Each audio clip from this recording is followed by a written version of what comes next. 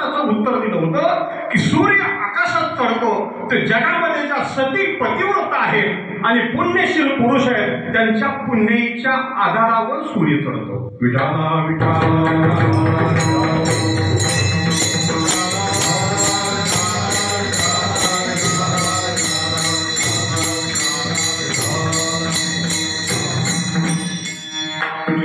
तद्वत ज्यांच्या निमित्तानं ही सेवा जीवनभर सतीत्व ज्यांनी आचार करून दाखवला. काही काही माणसं कसं असतं बघा,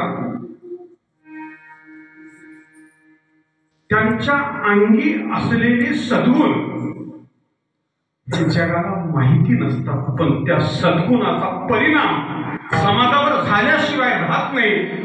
असं पवित्रत्व त्या व्यक्तींच्या ठिकाणी असतं, त्यांच्या आचाराच्या ठिकाणी असतं. तशी अशी पवित्रता त्यांच्या अंगी होती आणि म्हणून त्यांच्या उत्तरविधीनिमित्त ही सेवेकरता घेतलेला अभंग जगद्गुरु तुकोबाराय यांचा. पुढे धर्मराजाला प्रश्न विचारले, त्याचे काय काय उत्तर दिले. या अभंगाच्या संबंधात त्याच्यात आणखी एक प्रश्न आहे त्यातला, पण तो वेळ योगात आल्यानंतर त्याला पाहू. पण मला तुमच्या पुढे हे विषय करायचंय की जगद्गुरु तुकाराम महाराज आमच्या जीवनाची इति कर्तव्यता आणि आमच्या जीवनाचा इत्यर्थ या अभंगामध्ये उपस्थित करतात. विठाला विठाला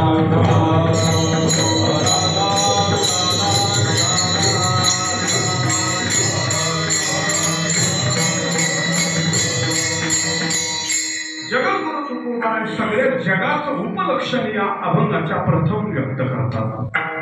जग कसं आहे, जगाचं नामाभिधान करताना अवघा शब्द वापरला. संत वाङ्मयामध्ये जिथं जिथं अवघा शब्द आलाय तिथं तिथं पूर्णत्वाची लक्षणा त्या अवघ्यामध्ये आलेली आहे.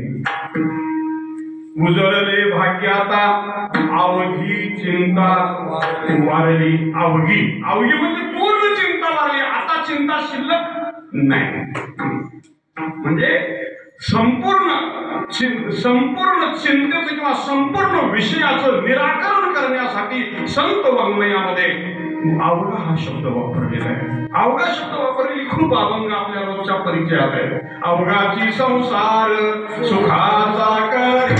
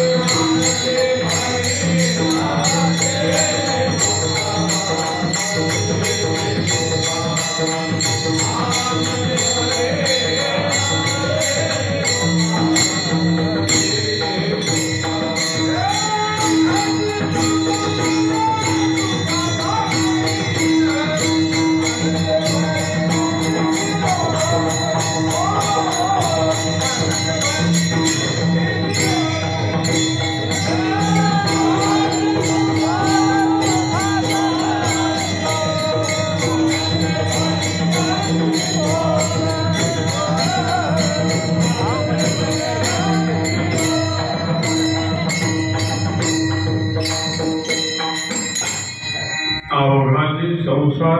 अवघा म्हणल्यावर आमच्या पुढं कोण येतं? अवघा गाव सुखरूप झाला पाहिजे, म्हणजे गाव समोर आहे.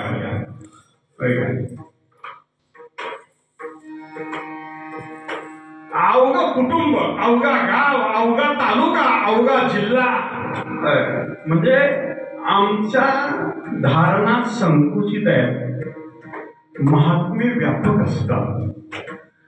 म्हणून अवघा या शब्दामध्ये ज्ञानोबारायांनी फक्त मृत्यूलोकच संबोधन केलं नाही,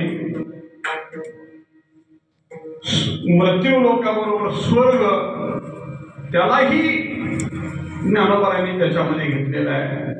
वास्तविक संसार म्हटलं तर मृत्यू लोकापुरता आहे.